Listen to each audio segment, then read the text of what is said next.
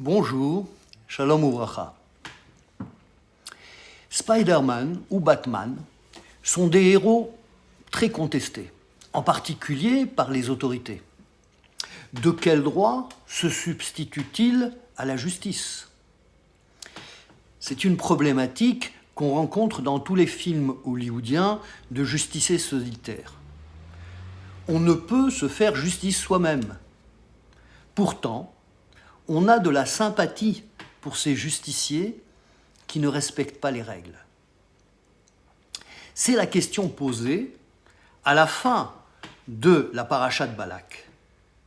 Pinchas a pris la justice entre ses propres mains. Est-il un héros ou un meurtrier? Je rappelle l'histoire.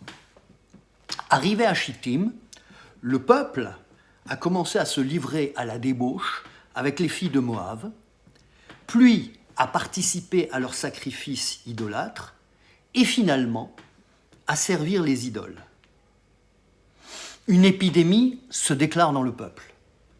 Moshe dit aux juges d'Israël que chacun tue les gens de sa tribu qui se livrent à Baal Péor. Et là, Zimri, prince de la tribu de Shimron, dans un acte de provocation, cohabite publiquement avec une princesse midianite. Moshe et les juges ne savent que faire. Alors Pinchas prend sa lance et les transperce tous les deux. Le Midrash raconte qu'une partie du peuple voulait le tuer. Comment ce fils d'idolâtre a tué un prince d'Israël? Pinchas était le petit-fils de Yitro. Ce n'est que parce qu'Hachem intervient et justifie l'action de Pinchas qu'il n'est pas tué. C'est le début de notre paracha qui porte le nom de Pinchas. Hachem parle à Moshe et dit « Pinchas, fils d'Elazar, fils d'Aaron à Kohen, a détourné ma colère de dessus les enfants d'Israël en exerçant mon ardeur parmi eux. Et je n'ai pas anéanti les enfants d'Israël par mon ardeur. C'est pourquoi tu annonceras que je lui donne mon alliance de paix. » Donc, Pinchas est un héros. Alors, on a le droit de faire justice? À dire vrai, il y a plusieurs cas dans le droit talmudique où on a le droit d'exercer une justice privée. Le premier, qui existe aussi en droit français, est la légitime défense. En termes bibliques, haba b'machteret. Si quelqu'un vient avec l'intention manifeste de vous tuer, vous êtes en droit de vous défendre et de le tuer. La démonstration d'intention suffit. Alors qu'en droit français, l'attaque doit déjà être en cours. Mais dans les deux droits, c'est pendant l'attaque qu'on peut réagir, plus après. Il faut qu'il y ait danger immédiat. Un deuxième cas est le din rodef, le poursuivant. Si on voit quelqu'un poursuivi par une personne qui manifestement veut le tuer, on doit le sauver, au besoin en tuant le poursuivant. En français, ça s'appelle « devoir d'assistance à personne en danger ».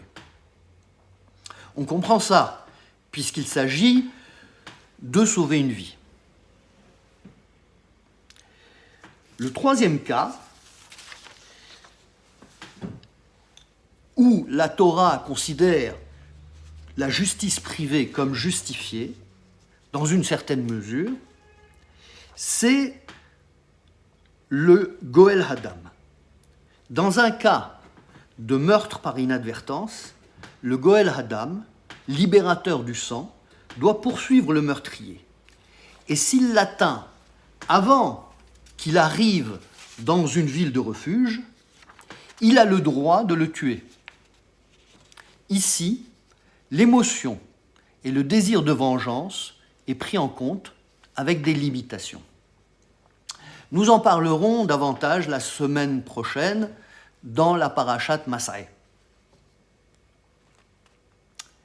Le quatrième cas est le nôtre. Le cas, le din kanaï, le zélé. Dans la Mishnah Sanhedrin, chapitre 9, il est enseigné que pour 3 actes de profanation particuliers, les zélés peuvent tuer la personne. La Gemara explique que, comme pour les 2 premiers cas, c'est au moment de l'action.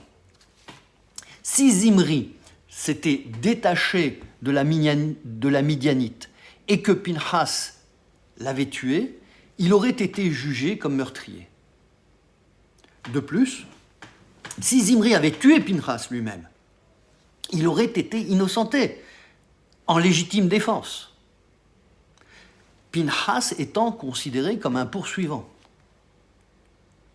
Et si quelqu'un demande au tribunal s'il a le droit d'intervenir violemment, on lui répond que non, bien que la halakha le permette. Il faut qu'il le fasse dans son zèle. C'est vraiment à la limite de la loi. Le Rav Zaks propose de distinguer le droit du juge et le droit du roi. Pour lui, Pinchas a pris une décision politique pour arrêter l'épidémie et pour le bien collectif. C'est une explication intéressante, car cette distinction existe, et le roi a le pouvoir de prendre des décisions ponctuelles qui vont au-delà de la loi. Mais on peut objecter que c'était aux autorités politiques, à Moshe de prendre cette décision. Pinchas n'était qu'un individu privé. À vrai dire, Moshe avait déjà pris cette décision politique, avec Hachem, en ordonnant de tuer tous ceux qui s'étaient livrés à l'idolâtrie. C'est pourquoi je propose, par comparaison avec les 2 premiers cas, qu'il s'agit ici d'une situation d'urgence. Dans les 2 autres cas, il est évident qu'il y avait urgence à sauver une vie. Et comme le dit le Talmud, celui qui sauve une vie, c'est comme s'il avait sauvé un monde. C'est pourquoi, pour sauver une vie, on peut transgresser toutes les mitzvot, sauf 3. Le meurtre, les unions interdites et l'idolâtrie. Si dans les 2 premiers cas, il s'agissait d'empêcher un meurtre, dans le cas de Pinchas, il s'agissait d'arrêter la débauche, l'idolâtrie et la profanation du nom divin, qui sont au même niveau. Et il y avait urgence. On voit que l'acte de Pinchas, pour choquant qu'il nous paraisse, était nécessaire. Mais pourquoi a-t-il été récompensé par une alliance de paix ? Pourquoi a-t-il été rapproché du service divin ? En fait, quelque chose d'analogue s'est passé au moment du veau d'or. Le peuple a fait une statue, puis des sacrifices, ils ont fait un banquet, d'après le Midrash, ils se sont même livrés à la débauche, et Moshe, quand il a vu ça, a brisé les tables de la loi et détruit le veau. Mais aussi a puni les coupables. Il a dit, ceux qui sont pour Hachem viennent à moi. Et les Lévi'im se sont groupés autour de lui.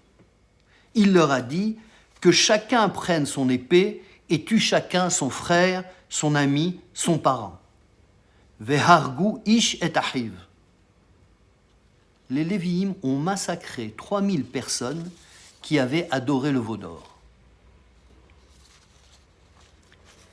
Et c'est là qu'ils ont gagné leur place dans le service divin, qui devait à l'origine être fait par les premiers-nés, et qui ont été remplacés par les Lévi'im.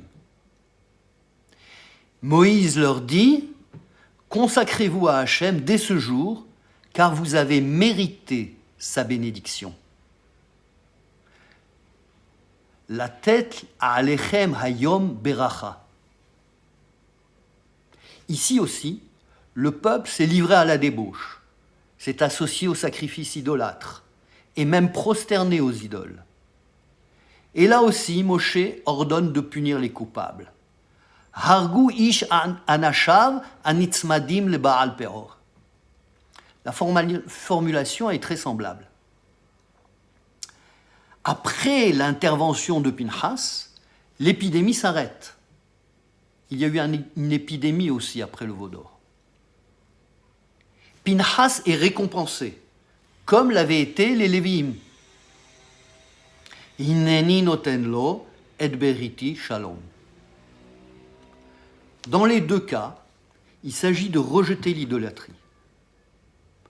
Tolérer l'intolérable, ce n'est pas faire œuvre de paix, mais au contraire, amener l'injustice et le chaos. Le Kohen est celui qui remet de l'ordre dans le chaos du monde, qui sépare entre le sacré et le profane, entre le pur et l'impur, entre le bien et le mal. Et c'est ainsi qu'il rétablit la paix, le shalom, et l'intégrité, la shélémout. Que nous puissions, dans la confusion du monde, savoir distinguer le bien du mal, et que nous ayons la force de caractère de nous élever contre l'inacceptable et le mérite de rétablir la paix et l'harmonie. Shabbat Shalom.